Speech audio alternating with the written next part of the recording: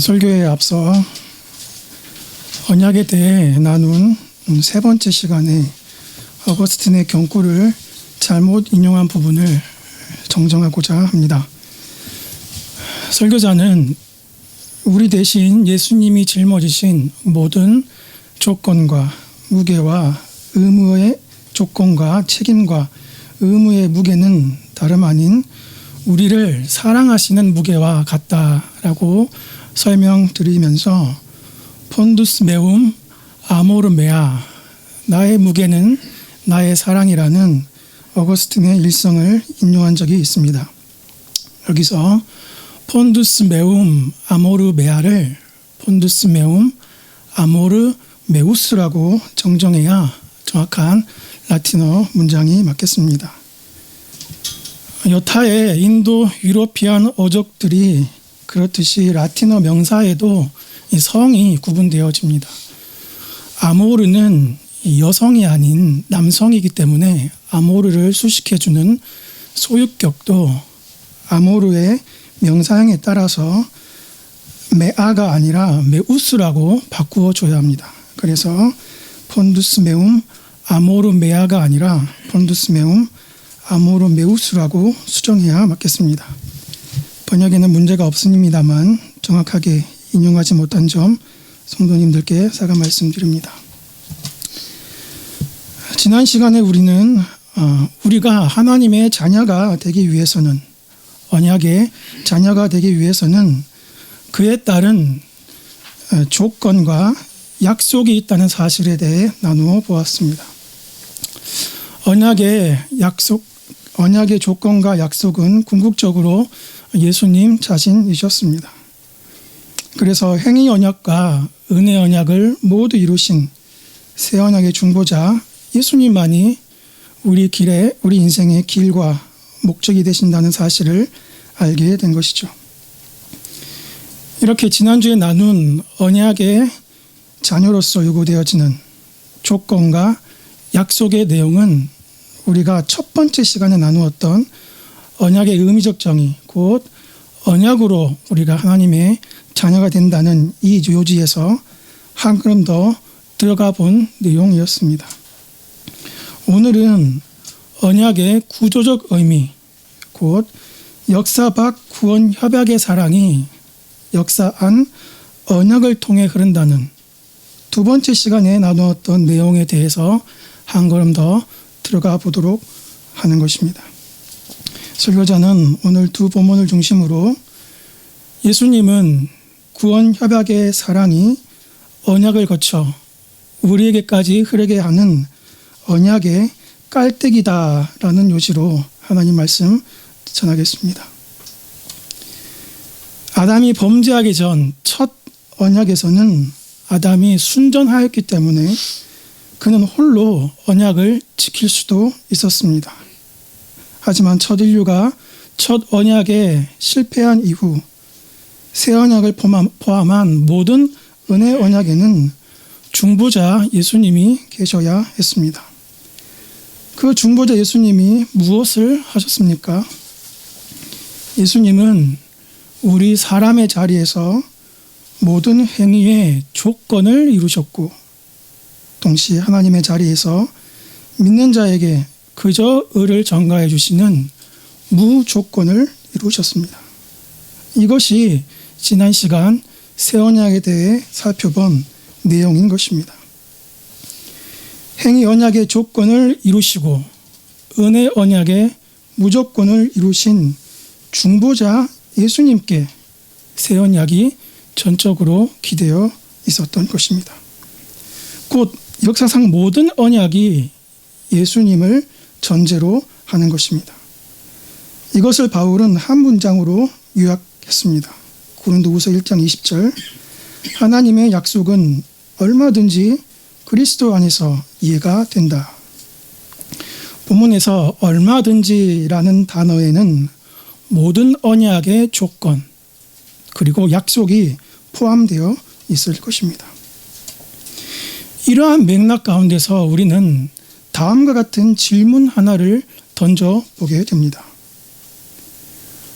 성경에 나오는 모든 언약이 예수님께 기대어 있다면 구원 협약도 예수님께 기대어 있지 않을까라는 질문입니다. 왜냐하면 언약이 구원 협약의 주석이라고 우리가 두 번째 시간에 정리했기 때문입니다. 하위 개념에 속한 요소가 상위 개념에 있을 것이라는 합리적인 추측 때문입니다. 우리가 구원 협약의 내용에서도 예수님이 그 실체가 되신다는 사실을 발견하게 된다면 오늘 우리는 설교의 요지, 예수님은 구원 협약의 사랑을 언약을 거쳐 우리에까지 흐르게 하시는 언약의 깔때기라는 사실에 한 걸음 더 다가설 수 있을 것 같습니다. 구체적으로 한번 살펴보도록 하겠습니다. 우리가 배웠던 구원 협약의 세 가지 내용이 무엇이었습니까? 삼위 하나님께서는 서로 간에 우리의 구원을 위해 평화의 논의를 하시되 먼저 구속할 백성과 그 구속을 이루실 분과 그 구속의 방식을 협약하셨습니다.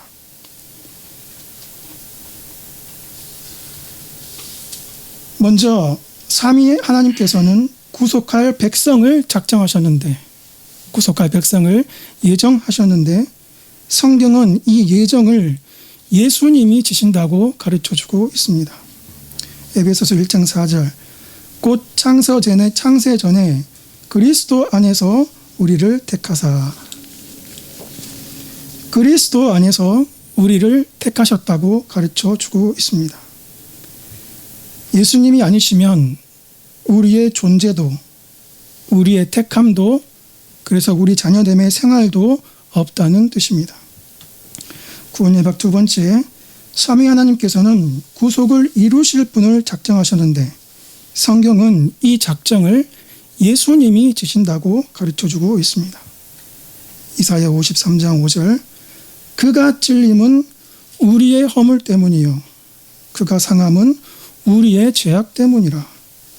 그가 징계를 받음으로 우리는 평화를 누리고 그가 채찍에 맞음으로 우리는 나음을 받았도다. 우리의 허물은 주님의 찔림으로 우리의 죄악은 주님의 상하심으로 물러졌습니다.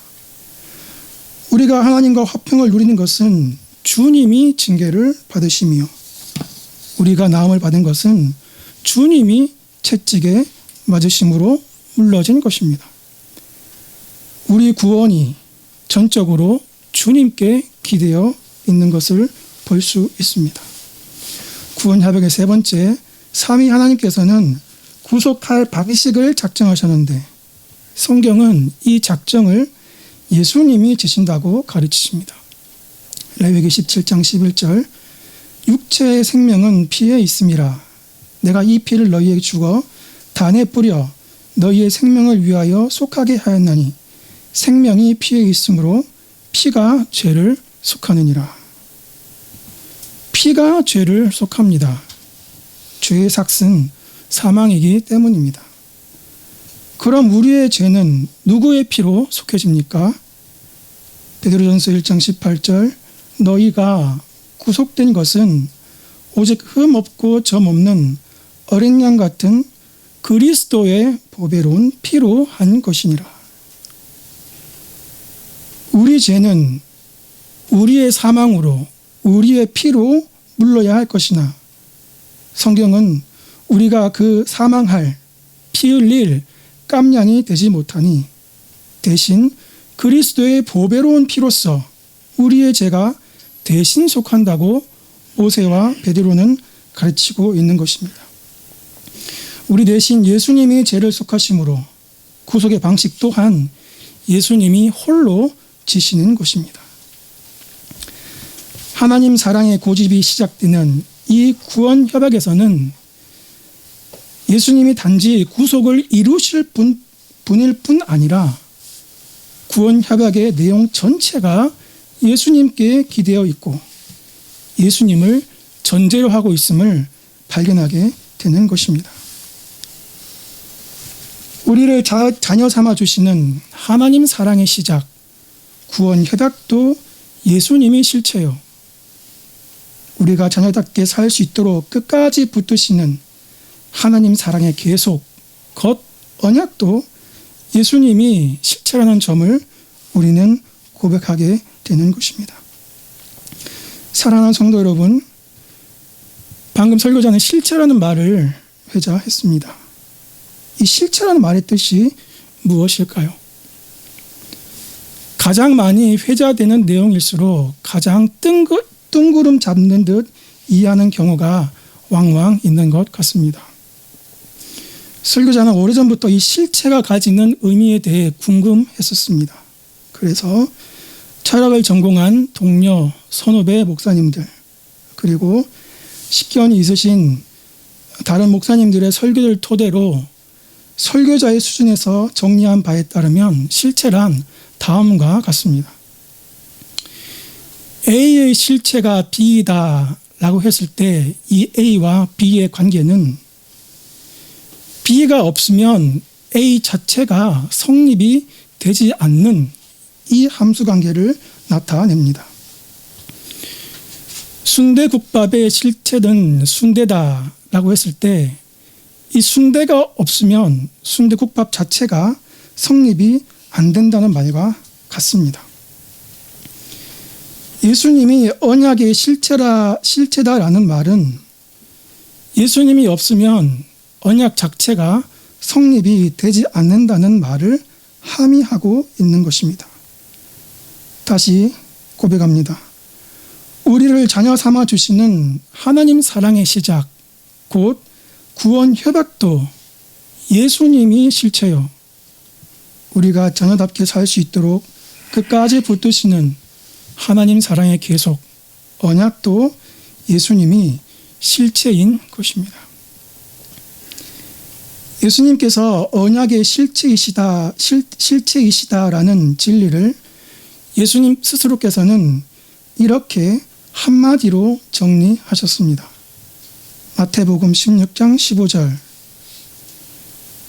너희는 나를 누구라 하느냐? 너희는 나를 누구라 하느냐? 당신에게 있어 예수님은 어떠한 존재이십니까? 예수님에게 있어 당신은 어떠한 존재일까요? 여러분들에게 있어 예수님이 누구신지에 대해서는 여러분들의 형평과 사정에 따라 그 양상과 정도가 상이할 것이지만 예수님에게 있어 여러분이 어떠한 존재인지는 베드로의 입술을 빌려 설교자가 확신 있게 대답할 수 있습니다. 베드로전서 2장 9절, 그러나 너희는 택하신 족속이요 왕같은 제사장이요 거룩한 나라요 그의 소유가 된 자라. 사랑하는 성도 여러분, 우리가 택한 족속이면 주님은 당신을 택하신 분입니다. 당신이 그의 소유라면 주님은 당신의 주인이십니다. 당신이 왕같은 제사장이라면 주님은 당신의 왕이신 제사장이십니다. 우리는 왕 같은 제사장이나 주님은 왕이신 제사장이십니다. 당신이 거룩한 나라라면 주님은 이미 당신 안에 들어와 당신을 다스리시는 분이십니다. 우리의 실체는 예수님이십니다. 예수님이 아니면 우리는 우리가 아닙니다. 예수님께서 언약의 실체이시다라는 진리를 모세는 이렇게 묘사하기도 했습니다. 창세기 16장 8절, 네가 어디서 왔으며 어디로 가느냐? 네가 어디서 왔으며 어디로 가느냐? 여호와의 사자가 예수님께서 하갈에게 물으신 질문입니다. 예수님께서 지금 우리에게 묻고 계십니다. 사랑하는 성도 여러분, 어디로 와서 어디로 가고 계십니까? 아니, 우리는 어디서 와야 하며 또한 어디로 마땅히 가야 합니까? 수많은 문학가들이 느낌표를 찍었던, 수많은 철학자들이 물음표를 던졌던 이 질문에 바울은 다음과 같이 대답합니다. 로마서 11장 36절 오늘 본문 말씀입니다. 이는 만물이 주에게서 나오고 주로 말미암고 주에게로 돌아감이라. 그에게 영광이 세세에 있을지어다. 아멘. 설교자는 이 말씀을 성도님 여러분들께 풀어 전할 능력이 없습니다. 다만 확신하는 것은 결국 우리는 이 로마서 11장 36절의 말씀을 몸과 마음과 뜻과 정성을 다해 생명을 다해 고백할 날이 반드시 올 것이라는 사실입니다. 우리가 낯설교에서 배웠던 것 같이 성령께서 우리를 그렇게 하시나 동시에 우리가 우리의 입술로 우리의 뜻을 다해 우리가 그렇게 고백하게 될 것입니다. 왜냐하면 주님이 우리를 사랑하시기 때문입니다. 지금까지 우리는 어떤 연유에서 구원 협약에서나 언약에서나 그 실체가 예수님인지에 대해 살펴보았습니다. 이제 우리는 언약의 실체, 우리의 자녀됨의 실체, 우리를 사랑하시는 하나님 사랑의 실체가 진정 예수님이신지, 정말 그러한지 노아와 바울과 그리고 담임 목사님의 논문을 통해 확인해 보고자 합니다. 먼저 노아에게서 그것을 찾을 수 있습니다. 사랑하는 성도 여러분, 노아가 방주에 내려와서 땅에 발을 처음 내디뎠을 때에 노아 앞에 펼쳐진 세상의 모습은 어떠했을까요? 150일 동안 에베레스트 산 높이만큼 물이 찼으니 물이 빠진 이후 지표는 그야말로 영화 마션에서 봤던 화성의 그것과 방불할 것입니다. 이런 상황에서 노아가 사람이라면, 처자식을 먹여야 할 한 집안의 가장이라면 가장 먼저 무엇을 생각했을까요? 무엇을 먹지? 과연 씨가 남아있을까? 씨를 틔우려면 태양이 필요한데 낮과 밤은 다시 도래할 것인가? 계절은 어떻게 되는 거지? 혹시 빙하기가 오는 것은 아닐까? 이런 생각을 하지 않을 수 없었을 것입니다. 왜냐하면 인류 역사상 가장 비극적인 자연재해를 겪었던 그였기 때문입니다. 그때 하나님께서는 노아에게 말씀하십니다. 오늘 본문입니다. 창세기 8장 22절 땅에 있을 동안에는 심음과 거둠과 추위와 더위와 여름과 겨울과 밤과 낮이 쉬지 아니하리라. 언약 백성의 생존을 지속하시기 위해 하나님께서는 언약 백성을 사랑하신 그 섭리를 거두지 않으셨던 것입니다. 오늘 본문 창세기 8장 22절은 웨스트민스터 신앙 고백 5장 2절의 직접적인 증거 구문이 되고 5장은 섭리에 관한 장입니다. 그런데 히브리서 1장 3절에는 노아를 위해, 언약의 백성을 위해 우주를 보존하시고 운행하시고 통치하신 분이 바로 예수님이라고 가르쳐주고 있습니다. 히브리서 1장 3절 예수님의 능력의 말씀으로 만물을 붙드시며, 본문에 붙드시면이라는 말에서 우리는 우리를 사랑하시는 하나님의 섭리라는 단어를 한번 떠올려 볼 수 있어야 하겠습니다. 우리를 언약의 자녀 삼으시고자 노아를 생존하게 하시고 생존하게 하시되 우주의 운행을 그치지 않게 하신, 어제나 오늘이나 영원토록 만물을 붙드시는 분이 바로 예수님이시니 예수님이 바로 우리 자녀됨의, 우리 생명의 실체이신 것입니다. 주님이 언약의, 우리 자녀됨의 진료가 되시는 것입니다. 한편 바울은 언약의 실체가, 우리의 자녀됨의 실체가, 우리를 사랑하시는 하나님 사랑의 실체가 예수님이라는 사실을 로마에 있는 성도들에게 다음과 같이 가르치고 있습니다. 로마서 8장 39절. 다른 어떤 피조물이라도 우리를 우리 주 예수 그리스도 안에 있는 하나님의 사랑에서 끊을 수 없느니라. 그리스도 예수 안에 있는 하나님의 사랑에서 끊을 수 없느니라. 그리스도 예수 안에 있는 하나님의 사랑, 이 사랑은 우리를 언약의 자녀 삼아주시는 언약의 사랑일진데, 이 사랑이 바로 그리스도 안에 있다고 가르쳐주고 있는 바울입니다. 그리고 우리를 향한 예수님의 사랑은 그 어떤 피조물이라도 끊을 수 없다고 가르쳐주고 있는 것이죠. 여러분의 악함과 약함도, 여러분의 실수와 실패도, 여러분의 어두운 우울한 과거들도, 우리가 지고 있는 삶의 무게도, 복음의 대적, 교회의 대적이 어떻게 나를 겁박하고 무너뜨리려 하더라도 예수님 안에 있는 하나님 사랑에서 끊을 수 없다고 바울은 실천적 삶 가운데서 우리에게 가르쳐주고 있습니다.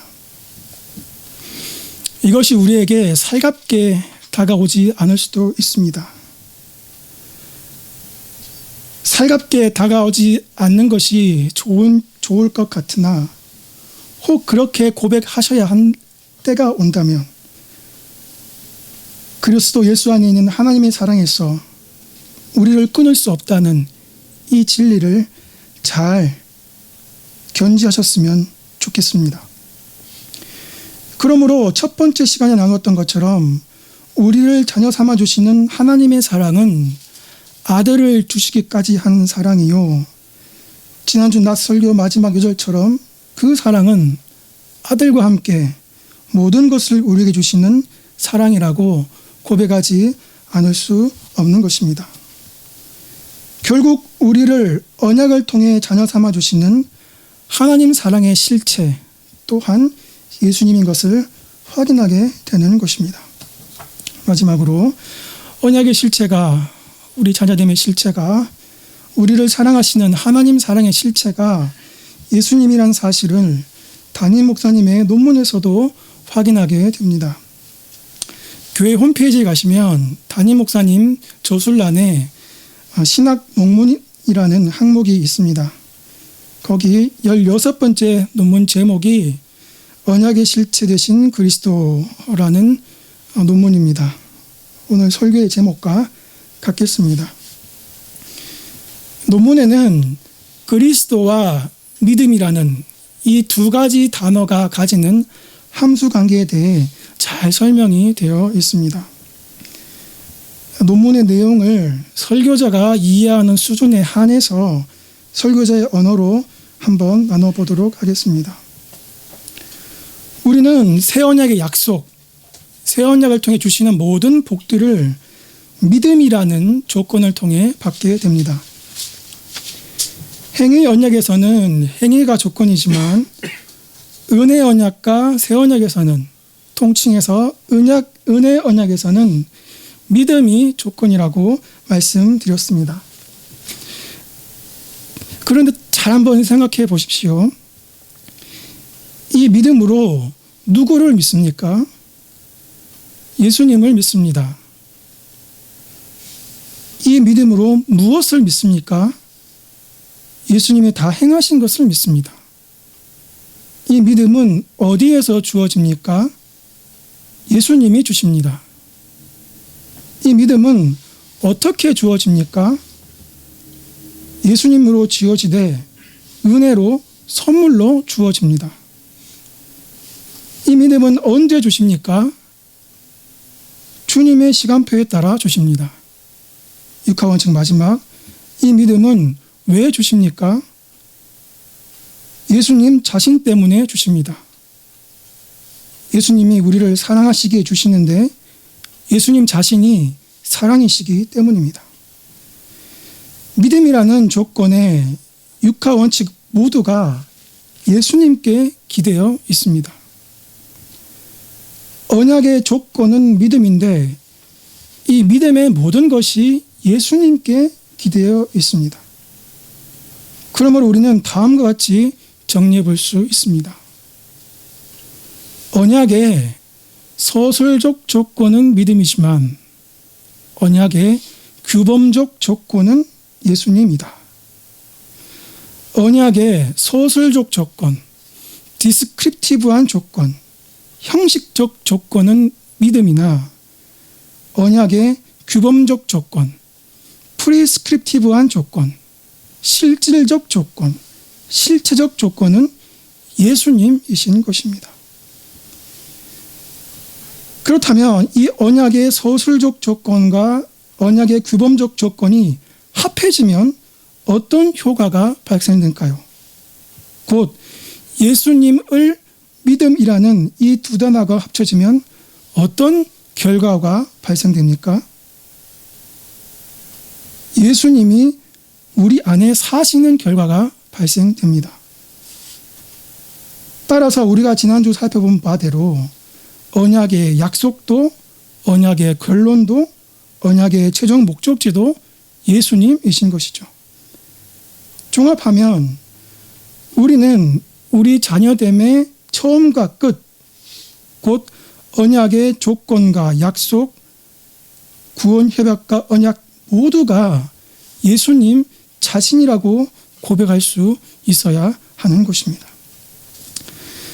한편 논문에는 예수님께서 언약의 완성이시다라는 대지가 있는데 이 부분은 언약의 보증되신 예수님을 나누는 시간에 따로 설명을 드리면 좋겠습니다. 말씀을 정리하겠습니다. 오늘 우리는 역사 너머의 구원 협약이 역사상 언약으로 개진되어지는 모든 역정 가운데 예수님이 계셨음을 살펴보았습니다. 구원 협약의 세 가지 내용, 구원받을 백성, 구속을 이루실 분, 구속의 방식 모두 예수님께 지워졌고 예수님께 기대어져 있었습니다. 우리를 자녀 삼아주시는 하나님 사랑의 시작, 곧 구원 협약의 실체는 바로 예수님이셨습니다. 더불어 지난 시간에 살펴보았듯이 우리를 자녀 삼아주시는 하나님 사랑의 계속, 곧 언약 또한 예수님이 실체이셨음을 확인해 보았습니다.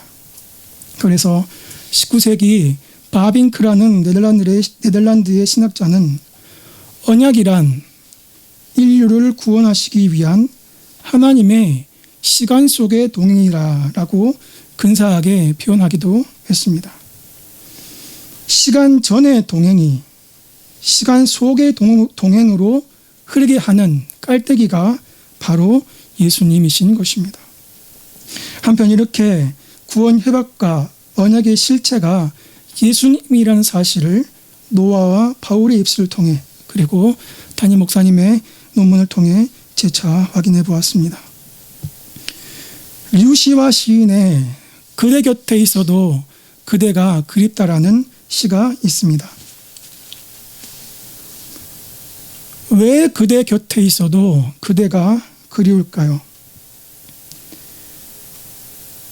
나를 사랑해주고 내게 만족을 줄 알았으나 나를 이용만 할 뿐 결국 나를 버려버린 그대 곁에 있었기 때문입니다.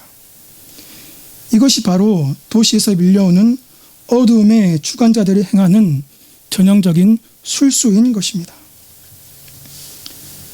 불꽃놀이, 화려하게 보이지만 막상 다가갈 때면 이내 그 실체는 없고 남아있는 건 텅 빈 자신뿐인 불꽃놀이와 같은 그대 곁에 있는 한 우리는 여전히 그대를 그리워할 수밖에 없는 것입니다. 한 무명의 시인은 우리 곁에 두어야 할 진정한 그대가 누구인지 가르쳐주고 있습니다. 시편 107편 9절 ESV로 번역합니다.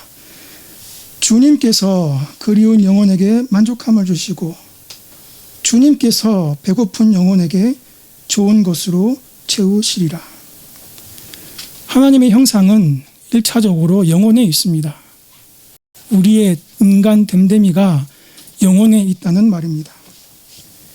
우리의 영혼이 만족되지 못한 이상 우리는 끊임없이 또 다른 그대를 찾아 또다시 그대를 그리워할 것입니다.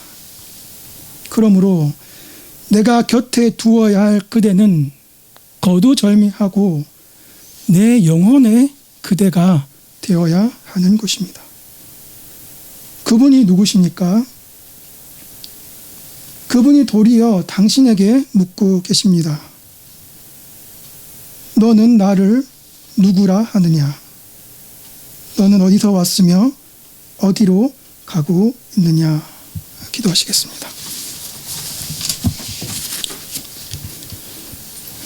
살아계신 하나님, 우리의 모든 것이 주님께 있음을 고백합니다. 우리가 주인 삼은 모든 것을 내려놓고 우리의 소망을 주님께 두어 우리의 얼굴을 도우시는 하나님 면전에 늘 서는 우리 자신이 되게 하여 주시옵소서. 우리가 세상에서 죽고 세상도 우리에게 죽을 때 세상과 나는 관계없고 구속한 예수님만 바랄 수 있는 은혜를 주님 우리를 불쌍히 여기시어 우리에게 주시옵소서. 십자가지휘교회와 사랑하는 담임 목사님 은혜 위에 은혜를 더하셔서 지키시고 인도하시는 은혜로 채워주시옵소서. 감사를 드리며 예수님의 이름으로 기도합니다. 아멘.